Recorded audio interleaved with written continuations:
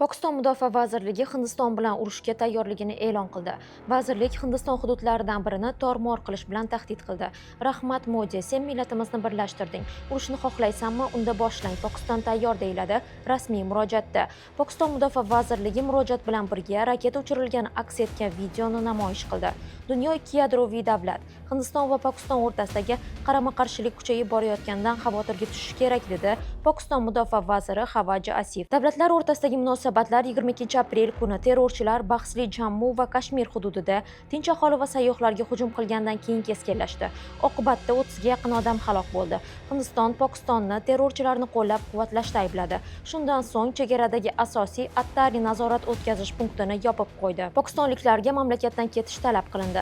Vizalar esa nollashtirildi. Hindiston Hind daryosining Pokistonga oqimini to'sib qo'ydi.